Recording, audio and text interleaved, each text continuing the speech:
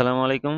HSC ২৬ তোমাদের varsity অথবা medical পরীক্ষায় বৃক্কের অধ্যায় থেকে তোমাদের মূত্রের রাসায়নিক যে উপাদানগুলো আছে, এখান থেকে তোমাদের অনেক সময় পার্সেন্টেজ থাকে যে তোমার ইউরিয়ার শতকরা হার কত পার্সেন্ট অথবা এখান থেকে ম্যাগনেসিয়াম এর অজৈব উপাদান যেটা এটার শতকরা পরিমাণ কতটুকু। তো এটা আমরা কিভাবে খুব সহজে মনে রাখতে পারি একটু আজ দেখে নেব। তো ১ম এ একটু মনে রাখবা যে মূত্রের রাসায়নিক উপাদানগুলোর মধ্যে সবচেয়ে বেশি পরিমাণ থাকে কোনটা? পানি থাকে। এটা থাকে ৯৫%। দেন বাদবাকি থাকে কি? কঠিন পদার্থ। তো এটা কত পার্সেন্ট? ৫% এবং কঠিন পদার্থের মধ্যে আবার ২ টা আছে। একটা জৈব এবং অজৈব উপাদান। তো জৈব উপাদান থাকে কত পার্সেন্ট? ৬০% এবং অজৈব থাকে ৪০%। তো এখন এগুলোর মধ্যে কোনটা কত পার্সেন্ট থাকে এগুলো আমরা আজকে ভালোভাবে দেখব।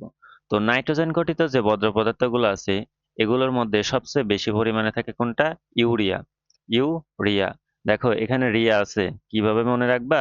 রিয়ার ২ টা ফ্রেন্ড আছে। অর্থাৎ ২ টা বয়ফ্রেন্ড আছে। তাহলে মনে রাখবে কি? ইউরিয়া। ইউরিয়ার কত পার্সেন্ট? ২%। দেন তারপরে আসো যে ইউরিক অ্যাসিড এবং হিপ্পিউরিক অ্যাসিড। তো অ্যাসিড এখানে ২ টা আছে। তো অ্যাসিড ২ টা আছে। তোমরা যদি ইংরেজিতে অ্যাসিড লেখো ACID। তো অ্যাসিডের মধ্যে কয়টা লেটার আছে? মোট ৫ টা লেটার আছে।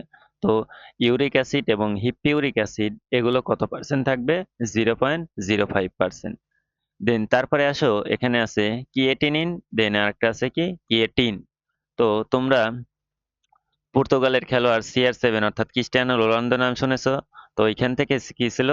CR7। দেখো ক্রিয়েটিনিন এটার কত পার্সেন্ট? 7 অর্থাৎ 0.07%। দেন তারপর নিচে আসো যে ক্রিয়েটিনিন এখন ক্রিস্টিয়ানোতে এটাও হতে পারে। তো এটা ক্রিয়েটিনিন এটা অনেক বড়।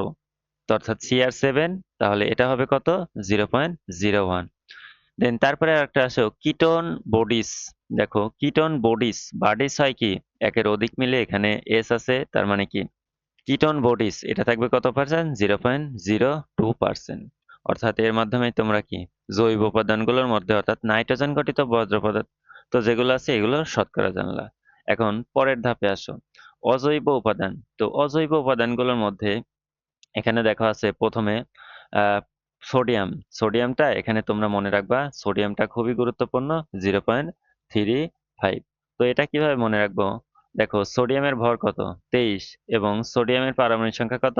11। তাহলে যোগ করলে কত হয়? 34। তো এখানে দেখা আছে কত? 0.35 অর্থাৎ 0.35 আছে। তাহলে পরে এই দুইটা যোগ করবা। দেন তারপরে আসো পটাশিয়াম। পটাশিয়ামে দেখো প্রথমে কি আছে? প আছে। তো পটাশিয়াম দিয়ে প দিয়ে মনে রাখবা কি? 15 অর্থাৎ 0.15%। দেন তারপরে আসো এখানে ক্যালসিয়াম আছে, এখানে আছে ম্যাগনেসিয়াম। তো ক্যালসিয়ামের ক্ষেত্রে আমরা যদি লিখি আয়নটা তাহলে ক্যালসিয়াম টু প্লাস অর্থাৎ প্লাস প্লাস এবং ম্যাগনেসিয়ামের ক্ষেত্রেও যদি লিখি তাহলে কি হয়? Plus plus. দেখো ক্যালসিয়ামের ক্ষেত্রে এইটা অনেক একটু ছোট আর ম্যাগনেসিয়ামের ক্ষেত্রে বড়। তো ক্যালসিয়ামের ক্ষেত্রে মনে রাখবা কি 0.03, ম্যাগনেসিয়ামের ক্ষেত্রে মনে রাখবা কত? 0.01।